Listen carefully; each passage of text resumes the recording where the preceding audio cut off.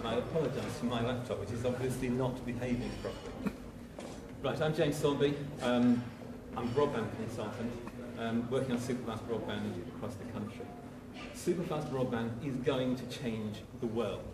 I'm one of the old gits of the internet, and so in 1998 I was going around telling people that the internet was going to change the world. Studies have been done recently to say that one of the things that we did was massively underestimate the impact that internet and broadband has had. But the difference between dial-up internet and broadband was big. The difference between normal broadband and superfast broadband and super connected cities is going to be absolutely enormous. It's not just broadband but a bit faster, it's going to completely change everything. What we're seeing is, though, people are already starting to make those transformations. And John and I, we've been around some of the businesses in Newport, and we're starting to see that there are actually businesses in Newport that are leading that way. We've already got a hint of Daniel. We'll come to him later. That'll do it for me now, isn't it? I'm a consultant, so I like to sort of categorise things. I've identified 6 things that superfast broadband and super connected cities can do that is just completely different from anything that we've been used to before. First of the C's, content. Content is what the internet is. It's what makes it important. I mean, already it's kind of transforming the way we do things. Wikipedia. Everyone use Wikipedia?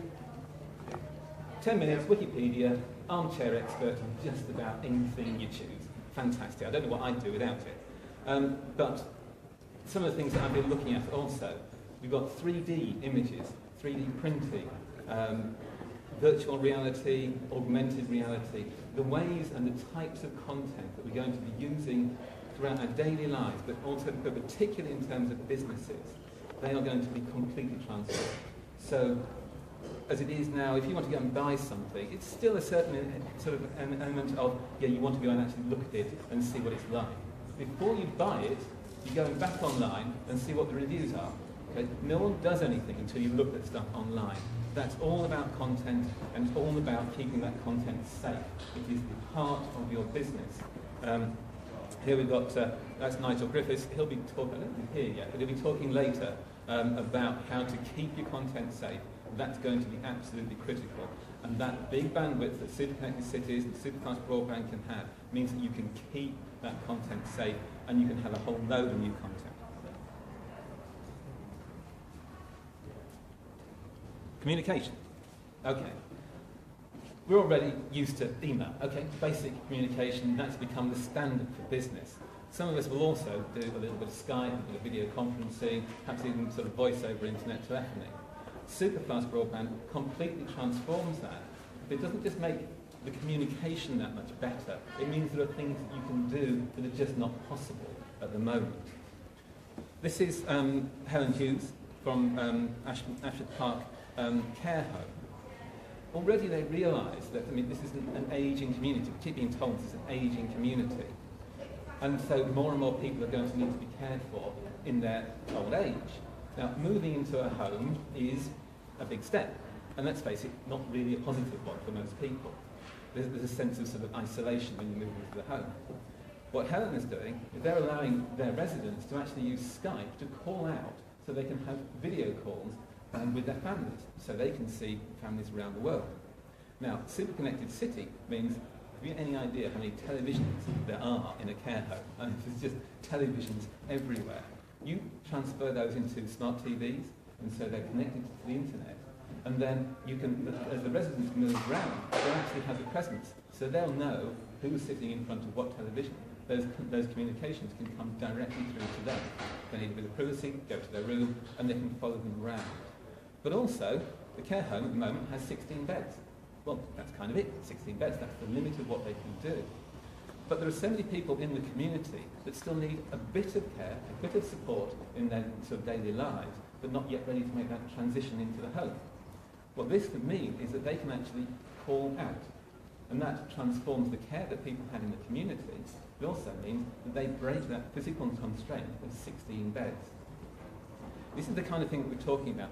These don't just make things that we do now better. They completely transform the way we run our lives and run our businesses.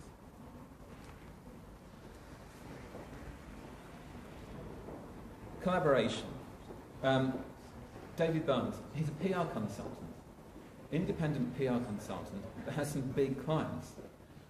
For him to work, he needs to be able to transfer press releases, photographs, videos, all the kind of the material for his work. He needs to be able to move that around seamlessly with his clients, working it in real time around the world. He's just one example of this collaboration that's completely changing the way businesses work. We're already seeing that the big pharmaceutical companies that used to make their money by doing research and then selling the products that they make, the research is getting too expensive and too difficult. So now they're putting all that research out to the small businesses. SMEs in Nottingham around the UK are experts in some parts of this pharmaceutical research. They are picking up huge contracts from some of the biggest companies around the world to do their research for them. But in pharmaceutical research, there are massive files involved. So they need to be able to transfer massive amounts of data and then work on that with their client companies around the world. That's the way we work. So many companies, the supply chain integration is a massive part of the way the world is going to work. To do that, super fast broadband is going to be absolutely essential. It's one of those things, you need it or you're going to lose business.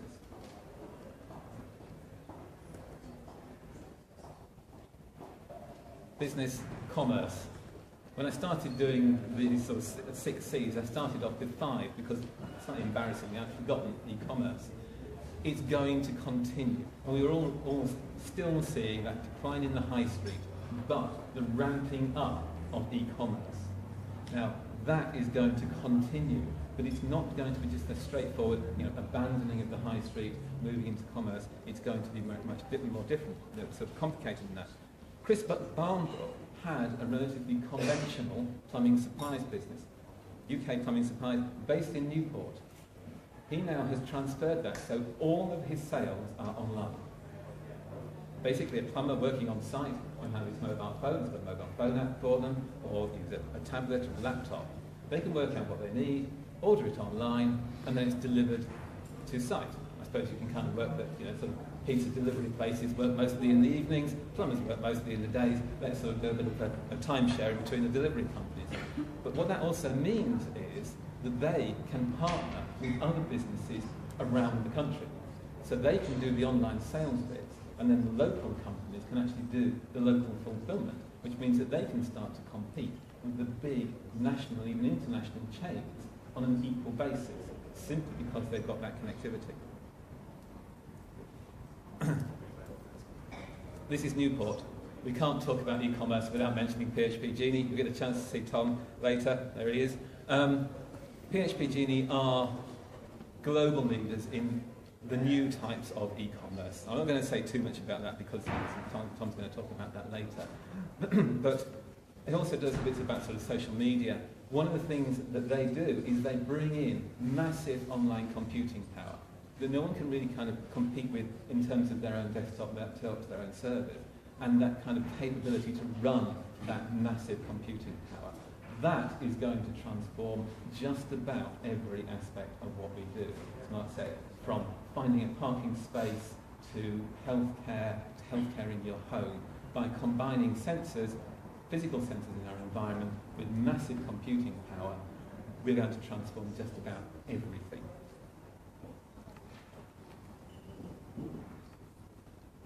Last of my C's, community. He's laughing at himself. It's not I. We all tend to think of community in terms of online as being things like Twitter, Facebook. And yeah, I have to admit, I'm a big fan of Twitter. We'll get onto that later. What's the hashtag? It's #Newport SCC. So if you're tweeting #Newport SCC, that's the sort of tag for this event and for the programme. But an online community only goes so far. One of the really impressive things that Daniel was talking to me, I suppose a couple of months ago now, that he identified was in online gaming. You tend to think of this online gaming community. He was seeing 30 people playing online together, and no one said anything. So they might really as well have been playing against computers. Okay, there's a bit of challenge there, but it wasn't really a community. What he found is, you bring half a dozen of those into his shop, and then you've got an event, then you have got a community. But that can then reach out to other shops around the country, but also to global champions, and you start to get that, again, it's that breaking down of physical barriers and saying that, yeah, the real life community, online community, they are complementary, they work together, and that's how it all builds together. Really, really clever idea, really hope it's going to work, and really hope a few more people are going to have a bit of a go on these games and sort of embarrass themselves a little bit more than they have been doing so far, apparently. Community, we're only just starting to see how important the online community is, but it's going to be really, really important. I suppose the Arab Spring uprisings show, yes, it actually is going to change the world. And I suppose that's my final message. These things, they are going to change the world. Not joining in doesn't stop the world changing. It just means you get left behind.